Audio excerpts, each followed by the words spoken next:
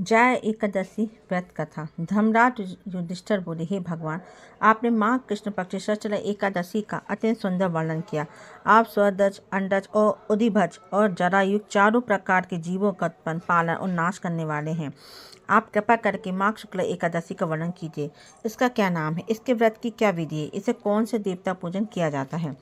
श्री कृष्ण भगवान कहने लगे, इस एकादशी का नाम जय एकादशी है। इस व्रत करने से मनुष्य को ब्रह्म हत्या के पापों से छूट मोक्ष को प्राप्त होता है। इसके प्रभाव से भूत पिशाच आदि योनि से मुक्त हो जाता है। इस व्रत को विधि पूर्वक करना चाहिए। अब मैं तुमसे पद्म पुराण के वर्णित इसकी महिमा की कथा कहता हूँ। देवराज इंद्र स्वर्ग में राज करते थे और अन्य सब देवतागण सुखपूर्वक स्वर्ग में रहते थे।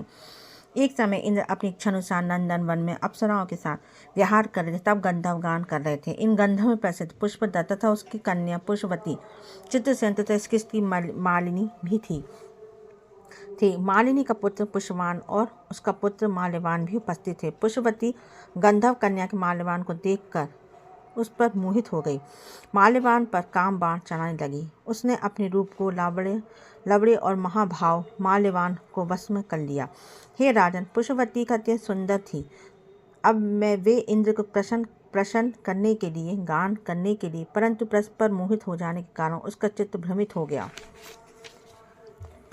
था। इससे ठीक प्रकार से न गाने, स्वर्ण ताल ठीक न होने से इंद्र इसके प्रेम में समझ गया। उसने उसे अपना अपमान समझकर उनको श्राप दिया। उसने कहा, हे मूर्ख, तुमने मेरा आज्ञा का उल्लंघन किया है, इसी में तुम्हें धिक्कार है। अब तुम अपने स्त्री पुरुष के रूप में मृत्यु लोक में जाकर पिशाच रूप में धारण करो और अपने कर्म का फल भोगो। इंद्र का ऐसा श्राप सुनकर वे अत्यंत दुखित हुए और हिमालय पर्वत पर दुखपूर्वक अपना जीवन व्यतीत करने लगे। उन्हें गंध रस का स्पष्ट आदि कुछ भी ज्ञान नहीं था। वहाँ उसको महान दुख मिल रहे थे। उन्हें एक क्षण के लिए भी निंदा नहीं आती थी। इससे उस जगह अत्यंत शीत थी। उसमें रोमांच खड़े होते रहते और दांत मारे शीत में बसते रहते। एक दिन पिशाच ने अपनी स्त्री से कहा, पिछले जन्म में हमने ऐसे कौन से पाप किए थे जिससे हम यह दुख पिशाच योनि प्राप्त हुई है। इस पिशाच योनि में तो न नरक दुख सहना ही है उत्तम है, अतः हमें किसी प्रकार का भी पाप नहीं करना चाहिए। इस प्रकार से विचार करते हुए अपने दिन व्यतीत कर रहे थे।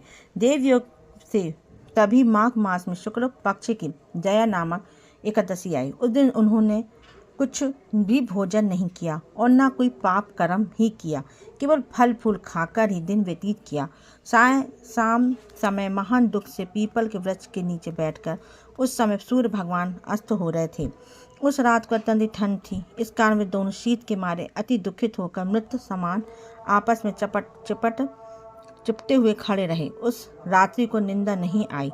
हे राजन, जय एकादशी उपवास और रात्रि के जागरण से दूसरे दिन प्रभाव से उनकी पिशाच योनि छूट गई। अत्यंत सुंदर गंधर्व अप्सरा देह धारण कर सुंदर वस्त्रभूषण अलंकार होकर उन्होंने स्वर्गलोक को प्रस्थान किया। उसी समय आकाश में देवता गंधर्व स्तुति करते हुए पुष्प वर्षा करने लगे। स्वर्गलोक में जाकर दोनों ने देवराज इंद्र को प्रणाम किया। इंद्र उनको पहले रूप में देखकर अत्यंत आश्चर्यचकित हुए और उनसे पूछने लगा कि तुमने अपनी पिशाच योनि किस प्रकार छुटकारा पाया, सो बताओ। माल्यवान बोला, हे देवेंद्र, भगवान विष्णु की कृपा और जय एकादशी व्रत के पास हमारी पिशाच योनि देह छूटी।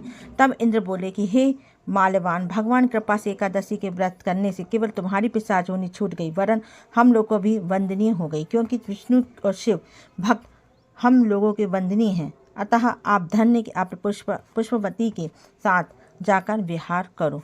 वीडियो पसंद आए लाइक सब्सक्राइब जरूर करें। जय श्री कृष्ण।